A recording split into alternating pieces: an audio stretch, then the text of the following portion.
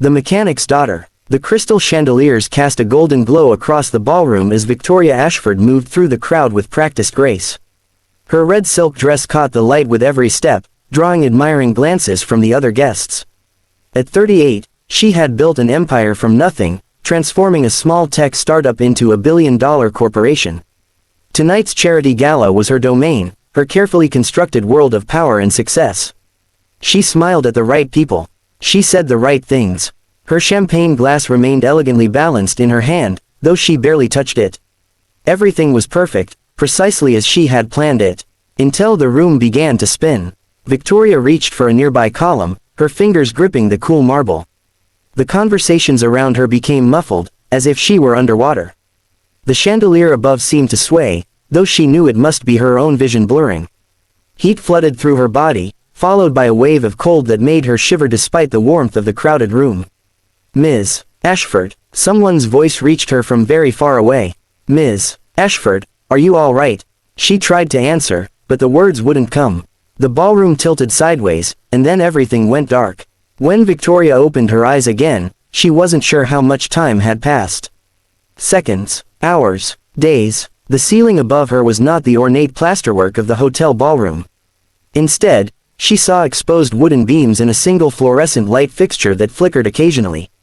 The air smelled of motor oil and metal, completely different from the perfume and champagne she remembered.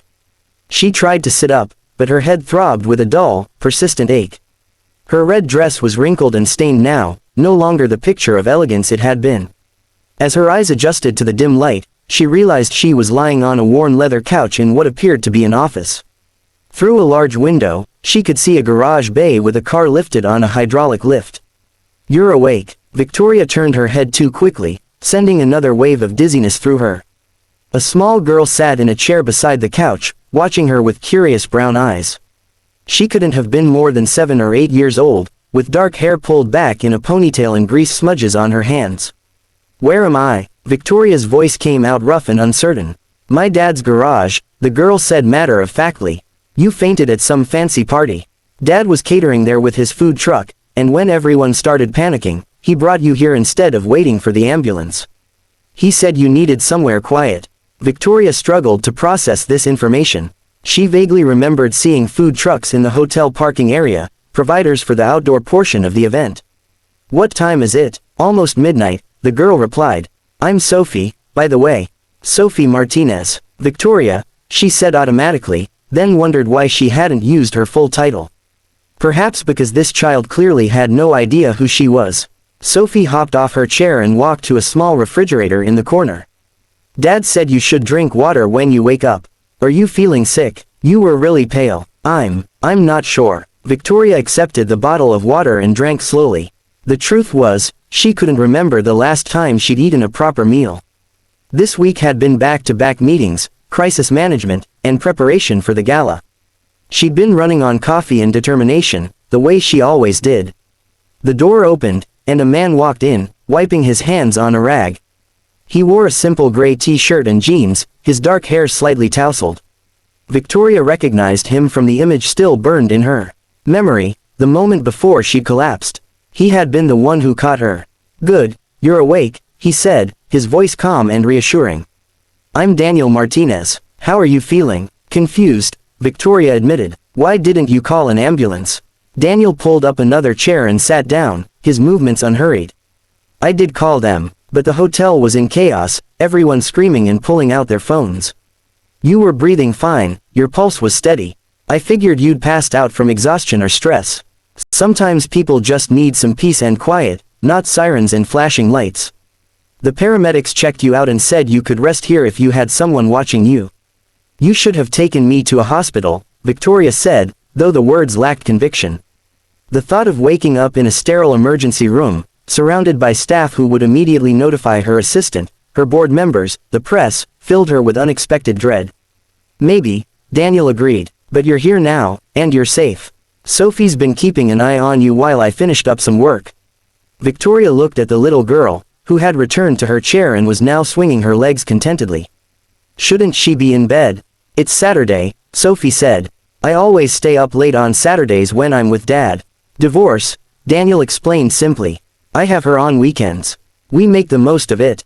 There was something in his voice, a quiet sadness mixed with fierce love, that made Victoria's chest tighten. She thought of her own empty penthouse, her schedule filled with obligations but devoid of real connection. When was the last time someone had looked at her the way Sophie looked at her father, with uncomplicated affection and trust? "Why did you help me?" Victoria asked. "You don't know me." Daniel smiled slightly. "Does it matter? You needed help." Sophie leaned forward, her eyes bright. "Dad always says that's what we're supposed to do. Help people when they need it. He helped Mrs. Chen fix her car for free last week because she's on a fixed income. And he gives leftover food from the truck to the homeless shelter." "Sophie," Daniel said gently, "Ms. Ashford doesn't need to hear all that." But Victoria found that she wanted to hear it. In her world, every action had an angle, every kindness an ulterior motive. The simplicity of what this man and his daughter described seemed almost foreign. She stayed in the garage office for another hour, though she could have called her driver at any time. Sophie showed her drawings she'd made, talked about her school and her friends. Daniel made tea using an electric kettle that looked older than Victoria's company. They didn't ask her about her work or her wealth. They didn't treat her like a CEO or a celebrity. They treated her like a person who had fainted and needed somewhere safe to recover. As Victoria finally stood to leave, steadier now, she found herself hesitating at the door. "Thank you," she said, and meant it more deeply than she'd meant anything in years. "Both of you. Feel better," Sophie said, waving.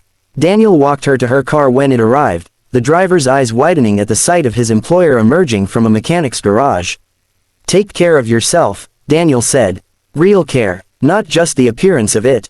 Victoria nodded, unable to speak past the sudden lump in her throat. In the weeks that followed, she thought often of that small office, the flickering light, the child with grease on her hands who had sat beside her without judgment. She began leaving the office earlier. She started eating regular meals. She even volunteered at the homeless shelter that Daniel's food truck supported. And every Saturday, she found reasons to drive past Martinez Auto Repair, where a little girl and her father showed her that sometimes the most valuable thing wasn't what you built or earned, but the connections you made when you were at your most vulnerable, in the most unexpected places.